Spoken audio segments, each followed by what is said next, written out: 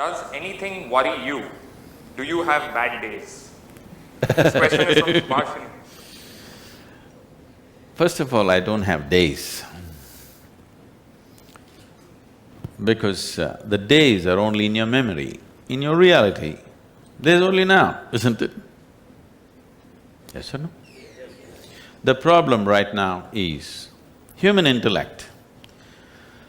See, of all the gadgets that you have, I know he's looking into his favorite gadget. What are you, Apple or Samsung you're? Okay. No, because it's a religion, so I'm asking.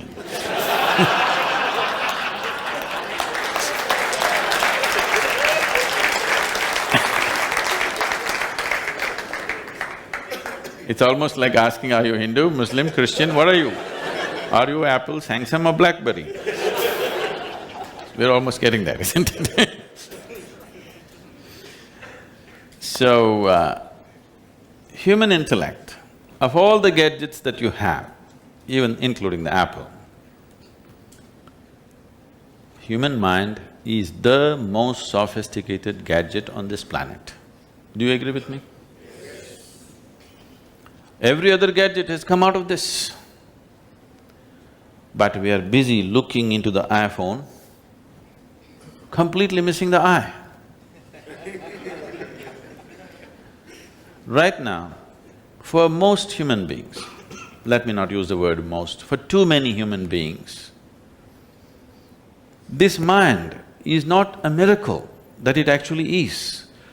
For so many human beings, this mind has become a misery manufacturing machine. All the misery, human misery on this planet, where is it manufactured? Madras? No, in your mind, isn't it?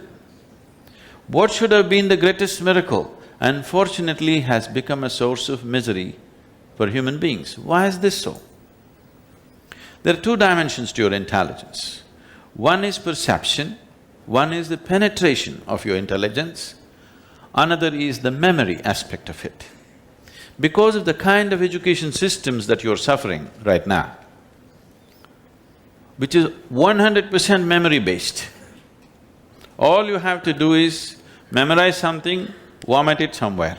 Your idea of being intelligent right now has become purely memory-based. Today evening at the tea party, you don't have to know anything. You just have to surf the internet, pick up some facts about that 64, T64 galaxy that nobody knows about. You get some information and throw it around, people think you're smart. Because our whole idea of intelligence has become memory, unfortunately. Once you're dipping your hand into memory, your intelligence becomes very cyclical. Because it's recycling the past in so many different ways, it looks smart for somebody who doesn't know that, otherwise it's just nonsense. Today we know a goddamn chip can record more than your brain can record. It is not intelligence. Memory is just a resource, it is not an intelligence. The nature of the intelligence and the purpose of human intellect is that it should be able to penetrate. But it has got such a huge backlog, it is identified with the memory in such a bad way, it has lost its penetration. It is like you have a knife. Intellect is like a knife, it can cut through anything. But now you have a knife where the apple is sticking. Now whatever you try to cut, it's not going to cut anything because there's a big apple sticking here. This is what has happened, a huge bank of memory is sticking to it and it's lost its penetration. This is a tremendous loss that's happened to humanity because of the nature of education systems that we have crafted. So the fundamental process of spiritual process is to sharpen this intellect in such a way that if you sit here, your memory does not influence you. Your intelligence is simply here. It sees everything just the way it is. If this doesn't happen to you, your intellect will become the source of your suffering. You will see educated people are definitely suffering more than the uneducated on this planet, isn't it so? They're also causing much more suffering. The planet is suffering mainly because of educated people, not because of uneducated people. Yes or no? The very life of the planet is being threatened by the educated, not by the uneducated, because it is a completely memory-based education. It is not intelligence-based education.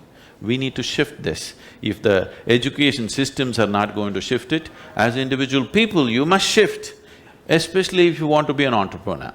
An entrepreneur means you must create an opportunity where there isn't one. That is enterprise, isn't it?